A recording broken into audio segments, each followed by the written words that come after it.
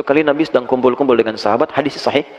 Sedang kumpul-kumpul dengan sahabat, tiba-tiba Nabi ditanya begini, "Ya Rasulullah, ayyud du'ai asma'?" Ya Rasulullah, kalau kita pengen berdoa, di waktu apa yang paling didengar? Asma', yang paling cepat didengar oleh Allah, yang langsung dijawab seketika. Perhatikan jawaban Nabi-nya, hadis sahih. Qala jawful lailil akhir wa duburis salawatil maktubah.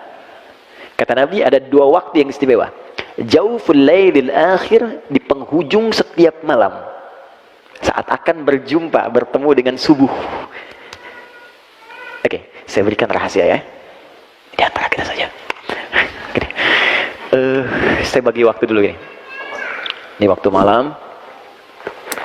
Waktu malam itu disebut lail, teman-teman. Lail. Al-lail. Sedikit, ada lail, ada lailah. Itu beda ya. Oke, kalau lail itu menunjuk waktunya, malam. Waktunya saja. Terbentang dari ba'da isya sampai menjelang subuh. Kalau sekarang misalnya ba'da isya jam 7.30, jam 8 lah, jam 20 PM misalnya. Jam 8 PM malam sampai jam 4 misalnya, 04.00 menjelang subuh. Ini lail, waktu malam. Jadi kalau Anda menemukan kalimat lail, layali, lela, lili, lala, itu artinya malam dalam bahasa Arab. Ibu Leli, ibu malam-malam ya. Lail.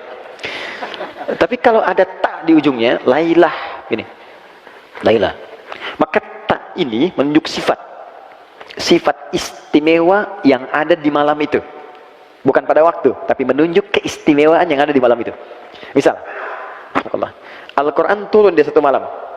Malamnya istimewa. Malam Al-Qadar namanya. Maka malamnya disebut lailah, bukan lail. Maka turun surah Al-Qadar, inna anzalnahu fi lailatil qadar. Taknya ada. Ini menunjuk di malam itu istimewa. Beda dengan malam biasa. Tapi kalau lail saja itu malam. Nah, lail itu setidaknya dibagi dua bagian. Awalnya ini ba'da isya, ujungnya fajar. Dari sini terbentang sampai ke fajar. Di sini kurang lebih 15 sampai dengan 25 menitan lah. Ada yang disebut dengan sahar, sin, ha, ra, saharun. Jamaknya disebut ashar. Waktu singkat menjelang fajar, sekitar 15 sampai 25 menitan. Nah, ini sudah meninggalkan lail, masuk ke fajar, masuk waktunya disebut dengan sahar, jamaknya disebut dengan ashar. Pekerjaan yang dilakukan di waktu sahar itu disebut dengan sahur namanya. Oh, nggak pakai sahur. Sahur. Oke. Pernah dengar makan sahur ya? Maksudnya makannya dikerjakan di waktu sahar. Jadi kalau kita ingin sahur di bulan puasa atau puasa sunnah, maka rumus dari Nabi ya tasaharu, makannya di waktu sahar, jangan terlalu awal. Sebab kalau kita makannya dari jam 2, ya, subuhnya masih 4:30, nanti nahan laparnya terlampau lama. Makanya rumus Nabi-nya dekatkan ke fajar. Ya, 20 menit sebelum fajar, sehingga energinya terkumpul, nanti dipakai ibadahnya masih kuat. Kan ketika bergerak metabolisme dalam tubuh kita, jadi energi dipakai untuk ibadah, semakin waktunya menipis di sini ke fajar, semakin banyak kita bisa menggunakan untuk ibadah. Makanya bawaannya nggak tidur terus. Banyak hadis palsu berkeliaran di bulan Ramadan. Di antaranya tidurnya orang puasa itu ibadah. Hadis palsu. Sekarang dari sekarang. Nah ini, teman-teman, ini kata Nabi, potensial diijabah doa pada saat itu. Makanya kalau sedang Ramadan, saat sahur itu, saya sering sampaikan kepada teman-teman itu, yang kalau ngaji, kalau apa, jangan berhenti dimakan. Kalau bisa, kalau sudah makan, duduk sebentar. Ada amalan dalam Al-Quran yang kalau kita kerjakan, itu diisyaratkan langsung dalam Al-Quran, orang-orang yang mampu mengerjakan amalan ini, itu hakikatnya seperti ahli surga yang sedang jalan-jalan di bumi. Ahli surga yang sedang beraktivitas di bumi. Apa amalannya? Itu ada di Quran, surah ke-51 ayat ke-18. Paling kanan pertengahan di mushaf. Surah 51 ayat 18, surah Az-Zariyat. Wa bil ashari hum yastaghfirun. Ada orang-orang yang ketiga masuk waktu sahar. Kenapa dijamaahkan? Karena dia kerjakan setiap hari. Sering maksudnya. Jadi bukan cuma sekali, tidak. Sering dia bangun. Bangunnya awal, bahkan tahajud dulu, istirahat sebentar, menjelang subuh dia bangun, itu sengaja istighfar. Amalan di waktu sahar, salah satu yang disebutkan Quran adalah banyak beristighfar di waktu sahar. Itu amalan orang disebut oleh Quran sebagai bagian dari ahli surga yang sedang beraktivitas di bumi. Ini rajin dia bangun. Nah, cara mengamalkannya begini. Ini saya pernah ajarkan ke beberapa kawan-kawan dan kita praktekkan juga. Dan itu insya Allah kalau dibawa ke rumah tangga, tenang Pak, damai gitu. Enak suasananya. Kan kalimatnya jamaah di situ. Hum. Jamaah. Bukan satu dua orang, semua. Itu Allah mendorong, ayo bangun. Bangun malam biasa. Jujur misalnya aja. Suami bangunkan istri, bangunkan anak-anak. Itu akan terasa keindahannya. Kalau nggak percaya silakan. Nabi Ismail, itu saking pentingnya sholat, terutama sholat di waktu itu sampai minta keluarganya bangun. Nabi Ismail. Nabi Ismail itu kakek Nabi yang ke-29. Muhammad SAW bin Abdullah, bin Abdul Muttalib, bin Hashim, bin Abdul Manaf, bin Qusay, bin Murrah, bin Kilab, bin Ka'ab, bin Ghalib, bin Fihir, bin Malik, bin Nadar, bin Kinana, bin Khuzaimah, bin Mudrika, bin Ilyas, bin Nizar, bin Mudar, bin Ma'an, bin Adnan, bin Adi, bin Adri, bin Muqawam, bin Nahur, bin Tari, bin Ya'rub, bin Yasub, bin Nabit, bin Ismail. Alaihissalam. 29. Coba ulangi. Oke. Itu beliau masih minta keluarganya bangun sholat. Buka Quran surah 19 ayat 55. Surah Maryam. Ayat 55. Wa kana ya'muru ahlahu bis-shalah. Dan beliau terekam, kata Allah, disampaikan pada Nabi Muhammad, terekam pernah memerintahkan keluarganya bangun salat. Salat. Minta. Makanya Nabi kemudian membiasakan itu. Nabi bangunkan bahkan menantunya Ali. Ali bangun. Kira Allah wajah. Salat. Fatimah bangun. Bangun. Nah, apa yang terjadi setelah itu? Di waktu sahar istighfar. Istighfar. Dan tidak ada yang paling indah Pak, ketika Anda duduk dengan pasangan, suami, istri, ayah, ibu, anak, suami mulai membuka, mohon maaf ya, selama ini mungkin aku banyak salah, aku belum jadi suami yang baik, anak-anak maafkan ayah belum jadi ayah yang baik, ya Allah ampuni saya, kalau dosa yang hadir di keluarga adalah karena kesalahan saya. Lalu dia istighfar, astagfirullah, astagfirullah, astagfirullah.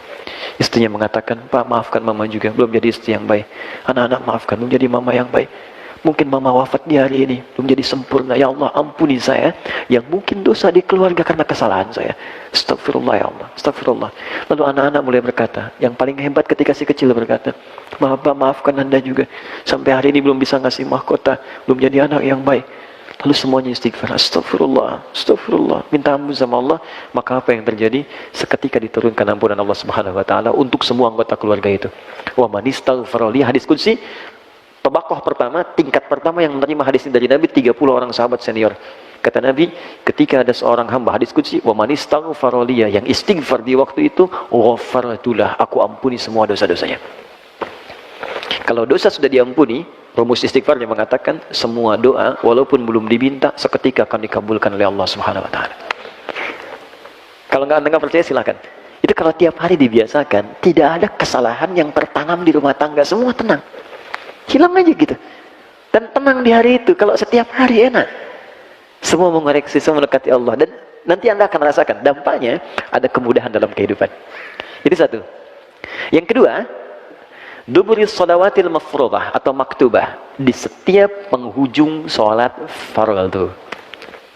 Di setiap penghujung sholat fardu, akhir sholat fardu. Ingat, bukan sholat sunnah ya, bukan sholat sunnah. Akhir sholat fardu. Letaknya sebelum salam. Oke. Sebelum salam. Dalilnya dari mana tahunya ini? Hadis riwayat Muslim. Nomor hadis 588. Yang meriwayatkannya sahabat Abu Hurairah radhiyallahu taala anhu, nama aslinya Abdurrahman bin Sakhr. Sebelum masuk Islam, ini mu'alaf. Sebelum masuk Islam namanya Abdus Syams, Majusi, pindah Kristen. Kemudian masih mencari-cari sampai bertemu Nabi di Madinah, masuk Islam. Dan masuk Islamnya itu 3 tahun sebelum Nabi wafat. Kurang lebih usia Nabi 60 tahun. Jadi Nabi sudah agak lemah, kalau sholat kakinya bermasalah, makanya turunnya beliau menggunakan telapak tangan saat turun. Pernah saya bahas di pertemuan yang lalu ya. Kalau teman-teman review, Anda temukan kalimat itu. Kemudian yang paling hebat begini, karena sadar beliau itu baru belakangan masuk Islam, keduluan Abu Bakar, Umar, Utsman, Ali dan yang lainnya, maka perhatikan prinsip para sahabat ketika mereka merasa terlambat dibandingkan yang lain. Maka apa yang dikatakan Abu Hurairah, saya akan gunakan sisa hidup saya untuk menyusul kawan-kawan saya. Dia susul. Jadi yang teman-teman sahabat Abu Bakar, Umar, mungkin belajar dengan Nabi sehari, nggak setiap hari Pak, Bu, dengan Nabi. Nggak setiap hari. Mungkin dengan Nabi 2 jam, 3 jam, ya, ada yang ikut ta'lim saja. Kan mereka juga berbisnis. Abu Bakar bisnis, Utsman bisnis, nggak setiap waktu ketemu Nabi. Ya, Abbas paman Nabi bisnis, makanya beliau ta'lim itu nggak setiap waktu. Nabi punya majelis ta'lim, hari Kamis khusus untuk ibu-ibu, akhwat. Selebihnya nanti ikhwan. Nggak setiap waktu Abbas bisa ikut ta'lim. Tapi setiap akhir pekan liburnya mampir ke majelis Nabi sampai hafal 200 hadis. Tapi yang hebat begini, kalau saya masih ada kesibukan begini untuk bisa berinfak, jadi mereka itu bisnis itu untuk bisa zakat, bisa infak. Yang dikejar akhirat juga. Itu prinsipnya. Kalau saya nggak hafal hadisnya, anak saya yang mesti hafal. Kalau saya nggak dapat Qur'annya, anak saya yang dapat. Maka kalau beliau sedang pergi dan tidak bisa ke majelis ilmu, maka anaknya Abdullah kecil yang disimpan di majelis ilmu. Karena itulah nanti ketika Nabi wafat, anak ini usia masih 13 tahun, bapaknya hafal 200 hadis, anaknya hafal 2000 hadis. Itu waktu dititipkan itu teman-teman, itu masih ada yang merangkak. Ya, masih merangkak. Bahkan kadang dibelai oleh Nabi, karena anak sering dibawa ke majelis ilmu, majelis ta'lim, maka kesenangan dia pun ke majelis ilmu akhirnya. Senang dengan ulama, senang dengan ustaz, senang dengan Nabi. Di anak itu gimana dibiasakan orang tuanya. Anda ajarkan dari kecil kalimat baik, subhanallah, alhamdulillah, Allahu akbar, itu yang keluar di lisannya. Saya pernah lihat tahun lalu kurang lebih, ada anak tuh mau disuntik, anak kecil. Begitu mau disuntik yang keluar kalimat thayyibah, astagfirullah ya Allah, ampuni dosaku ya Allah, anak kecil. Ya, tapi kalau dikasih mainan ya itu yang keluar, yotayo, yotayo. Salah sih tidak, ini sebab mungkin ada beban ekstra kita untuk bisa mendidik mereka. Nah, saya mau kembalikan ke sini teman-teman sekalian. Jadi Abu Hurairah kemudian masuk Islam, prinsipnya saya mesti nyusul. Disusul sampai beliau jadikan semua waktunya untuk mendampingi Nabi. Karena merasa Nabi di penghujung waktunya. Akhirnya kemanapun dikejar. Nabi ke rumah, nunggu dekat rumahnya. Kemudian keluar rumah, diikutin. Maksudnya gini, kalau sahabat nunggu di majelis ilmu Nabi, beliau pengen tahu. Dari sejak Nabi keluar rumah, bagaimana jalannya. Kalau dipanggil, bagaimana nengoknya. Kalau sholat, bagaimana caranya. Jadi saking ingin dan nyusul dan mengikuti semua ajaran Nabi, karena melihat ini manusia terbaik yang pernah hadir di zamannya, maka diikuti setiap langkahnya. Sampai-sampai kata Nabi, buka surbanmu. Dibukalah surbannya, hamparkan, dihamparkan, didoakan oleh Nabi, pakai lagi. Ketika dipakai kembali, kata Nabi, engkau diizinkan oleh Allah, setelah dibacakan apapun, seketika akan hafal. Gitu. Didoakan oleh Nabi, jadi tahu ini ahli ilmu. Karena itu ketika didoakan, dipakai kembali, apapun yang dibacakan kepada beliau seketika hafal. Yang mewarisi ini nanti Al-Imam Al-Bukhari. Nanti ibu saya sarankan, ibu cari buku tentang biografi Al-Imam Al-Bukhari, ibu perhatikan amalan ibunya. Karena single parent. Jadi nanti sudah meninggal, bapaknya, kemudian anaknya matanya buta, ibunya melakukan amalan, itu berdampak kepada anak. Dari mulai anaknya sembuh dari kebutaannya sampai punya kepintaran luar biasa. Imam Al-Bukhari itu sekali baca seketika hafal. Saya tadi cerita di Tanah Kusir. Jadi Al-Bukhari saat muda dikenal ahli hadis, diundang ke Irak, pusat ilmu, oleh 10 ulama. Undangannya silaturahim. Begitu masuk ruangan kosong, nggak ada apa-apa, cuman ada kursi satu di tengah begini, dikelilingi ulangan 10 letter O. Apa yang terjadi? Ternyata diuji. Satu orang ulama menguji beliau dengan 10 hadis yang diacak semua sana dan matanya. Jadi nggak tersusun rapi, diacak. Satu orang mengatakan, ada hadis bunyinya begini, begini, begini, sampai 10. Menurut kamu, apakah hadisnya benar atau tidak? Kata Al-Bukhari, sebentar, selesaikan dulu 10-10-nya baru saya jawab. Ini 10 orang selesaiin dulu 100 hadis. Begitu sudah selesai, dijawab oleh beliau dari urutan pertama sampai yang terakhir tanpa salah sedikit pun. Sejak saat itu mendapatkan gelar Imamul Muhadditsin, kita sebut Imam Al-Bukhari. Dari situ peristiwanya. Nah, kembali ke hadis tadi, Abu Hurairah meriwayatkan hadis sampai hafal 7.000 hadis. Ya. Jadi kalau ada yang bertanya begini, kenapa Ali saja yang menantu Nabi hafal tidak lebih daripada 2.000 hadis, kok Abu Hurairah dapat 7.000? Jawabannya gampang. Karena sisa hidup Abu Hurairah itu digunakan untuk ngikutin Nabi terus. Sama dengan begini, ada anak 5 tahun hafal Quran, 50 tahun belum hafal. Kenapa? Karena anak itu memang fokus digunakan usia untuk menghafal saja. Jelas ya? Apa bunyi hadisnya? Idza tashahhada ahadukum. An Abi Hurairah radhiyallahu ta'ala anhu qala, hadis riwayat sahabat Abu Hurairah menyampaikan dari Nabi sallallahu alaihi wasallam, idza tashahhada ahadukum, jika Anda menunaikan tasyahud akhir dalam salat.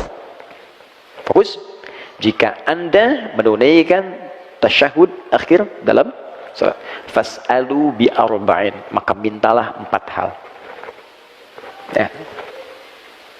Fokus teman-teman. Lihat sini. Ada 2 waktu dikabulkan doa dengan cepat. 1, ini saat waktu sahar, yang kedua sesaat sebelum salat berakhir. Jika dalam posisi ini tasyahud akhir sebelum salam, kita punya kesempatan untuk meminta apa yang kita mintakan. Saya yakin kalau Anda diberikan waktu, misalnya ada waktu 1 menit, minta apa aja dikasih. Mau minta apa? Wah, masa banyak tuh, minta kaya, minta karir, minta surga, ya kan? Minta suami soleh, minta istri solehah, minta anak-anak soleh, banyak semua minta. Kata Nabi, kalau mau minta 4 ini, yang lain akan ikut semua. 4. Kita hafal doanya. Apa yang 4 ini? Ini hadisnya, hadis Muslim, nomor hadis 588. Allahumma inni, oke, a'udzubika, 1, min azabi jahannam. 2, wa min azabil qabri. 3, wa min fitnatil mahya wal mamat. Oke. 4, wa min syarri fitnatil masihid dajjal. Oke. Kalau kita kerjakan ini dengan baik, bukan sekedar doa yang dikabulkan, tapi Allah akan bimbing kita selamat dari mulai hidup dunia sampai kembali kepada Allah ke akhirat. Saya hapus sebentar. Bismillah. Ya Allah, sabar ya Allah. Alhamdulillah, pahala sabar cepat. Oke. 1. Bismillah. Izin ya, sambil nulis. Allahumma inni a'udzubika min azabi jahannam. 1, berlindung dari siksa jahannam. 1, berlindung dari siksa neraka jahannam.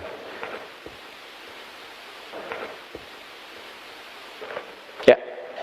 2, wa min azabil qabri, dari siksa kubur. Siksa kubur. 3, wa min fitnatil mahya wal mamat. Ini yang kita butuhkan sekarang. Jadi kalau kita berlindung menyebut ini, wah, hoax, bulian, caci makian, gak akan ngaruh ke kita. Hilang, lewat semua. Ya. Fitnatil mahya, fitnatil mahya wal mamat. Fitnah semasa hidup, juga saat wafat.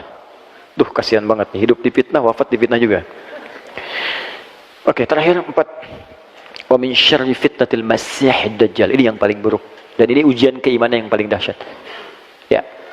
Dan sebagian tanda-tanda kecilnya itu udah mulai nampak nih.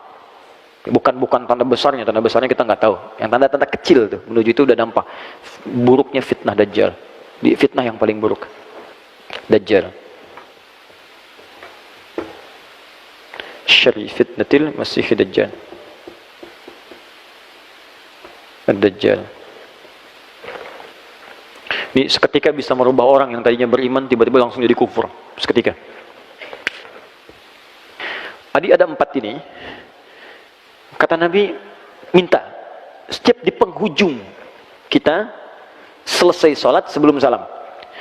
Kalau belum hafal redaksinya, minta di hati dengan bahasa kita. 4 ini sebutkan. Ya Allah, aku berlindung kepadamu ya Allah dari neraka jahanam, dari siksa kubur. Ya Allah, dari buruknya fitnah saat hidup ataupun nanti aku kalau wafat. Dan dari ya Allah, buruknya fitnah Dajjal. Di hati. Tapi usahakan sambil kita menghafal, membaca, sampai nanti kita bisa tahu cara bacanya sesuai dengan petunjuk Nabi. Kita lafadzkan itu. Nah, saking pentingnya ini, pernah ada seorang ulama besar. Bahkan Imam An-Nawawi itu mengambil riwayat dari ulama ini. Namanya Imam Tawus. Imam Tawus ini punya anak. Anaknya sholat. Setelah selesai sholat, tanya bapaknya, kamu baca doa ini enggak tadi? Yang bapaknya sampaikan hadis dari Nabi. Kata anaknya, la. Aqra'ta fi salatik, kamu baca ini enggak? La, tidak. Kata bapaknya, a'id salatak, kamu salat lagi. Saking pentingnya doa ini, disuruh salat lagi oleh bapaknya. Ya, diminta salat lagi, saking pentingnya. Jadi ada perhatian orang tua yang sangat dalam. Orang tua pengen anaknya selamat dari fitnah. Orang tua pengen anaknya jadi soleh. Orang tua mana yang tidak ingin anaknya hidup bahagia? Orang tua mana yang tidak ingin anaknya tidak soleh? Karena itu ketika tidak membaca ini, kata bapaknya, ulangi lagi sholatnya sampai kamu selesaikan doa ini.